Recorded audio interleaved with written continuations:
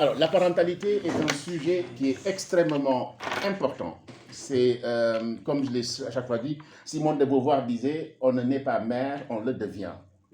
C'est la même chose qu'on peut dire aussi pour les pères. On ne naît pas père, on le devient. Vous êtes jeune, apparemment, vous avez... Bienvenue, c'est très bien de passer de la jeunesse à l'âge adulte de maturité. Même si vous n'avez pas d'enfant, ben vous l'aurez. Et comme ça, vous entendrez les problèmes que vous allez avoir, mais pas pour avoir peur, mais pour les préparer. Tu auras de l'avance, quoi. Voilà, de l'avance. Ouais. Hein? Et vous savez, dans la culture africaine, mais quand je le dis aussi, la culture occidentale, la culture maghrébine, on prépare la personne. L'enfant, on le prépare. Depuis l'enfance, on le prépare. On le prépare à quoi? À la vie future. À vivre avec les gens. Amadou Ampateba pour l'Afrique, c'est le meilleur, c'est le sage, où il dit on est individu et après on devient personne. Individu, c'est moi tout seul. La personne, c'est quelqu'un qui va vivre avec les autres. Il y a des valeurs, il y a du droit, il y a du respect, etc. Mais bien souvent, vous savez, dans le monde occidental, ils avaient ça, hein, notre vie africaine, maghrébine, ensemble. C'est avec l'évolution qu'ils ont perdu cette habitude. Les appartements sont devenus petits. Nous, à la maison, même si on est pauvre, on a de grandes maisons. Je ne sais pas de quelle origine. Moi, je suis sénégalais, j'ai une grande maison. Je ne pouvais pas l'avoir ici. En Turquie, les gens ont de grandes maisons, ils ne peuvent pas l'avoir ici, etc. Les portes sont ouvertes. Tu as besoin de sel, je vais voir mon voisin, donne-moi du sel, etc. Mais ça, c'était avant. Maintenant, vous ouvrez la porte, un bandit peut entrer. On a peur. On se dit, il faut se protéger. Et c'est normal. Ce n'est pas une couleur de peau, etc. Même nous, les Africains, on se protège maintenant. La parentalité, mais c'est ça aussi.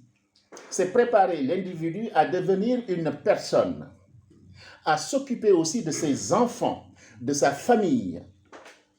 Pas seul, mais avec la communauté. En Afrique, on disait, pour éduquer un enfant, il faut tout un village. Ça veut dire quoi?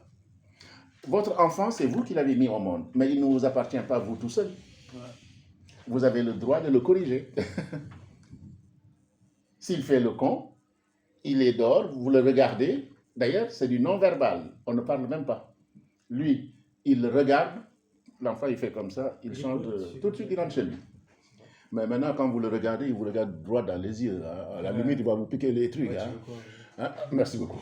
Bon, je n'avais pas cette expression-là, mais tu veux quoi? J'ai vu des tout petits. Voilà, j'ai vu des tout petits à Choisir le Roi qui disent à des personnes âgées, blanches, qui connaissent très bien l'Afrique, le Maghreb, et qui disent non, tu es correct.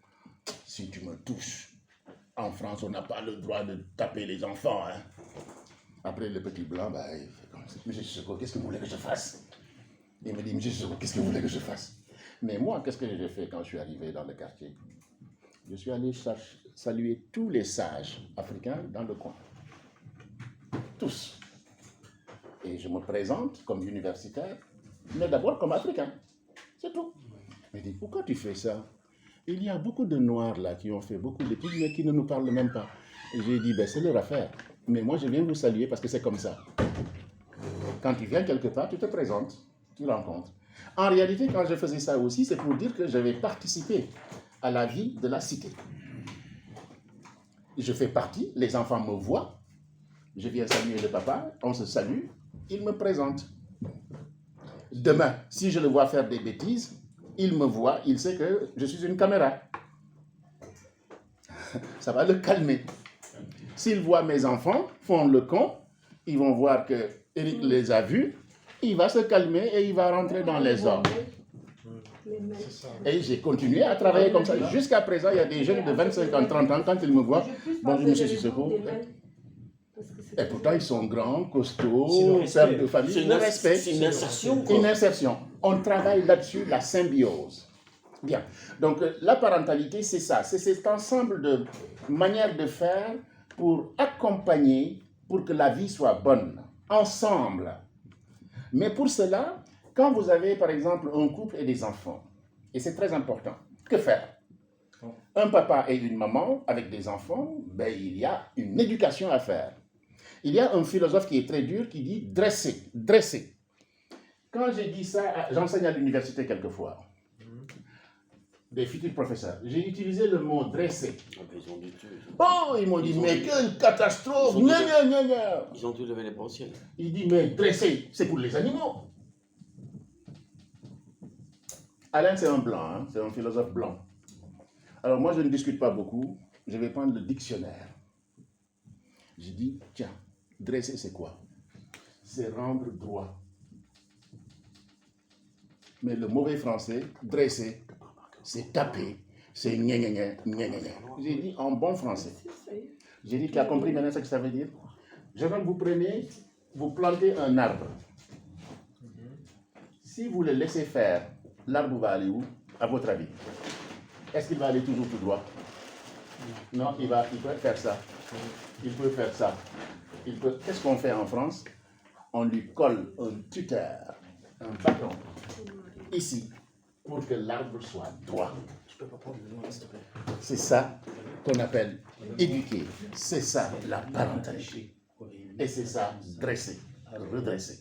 Vous voyez ce que je veux dire? Sinon, la personne prend toutes les tendances. On aime la liberté de faire et d'agir. Alors, hop, on va...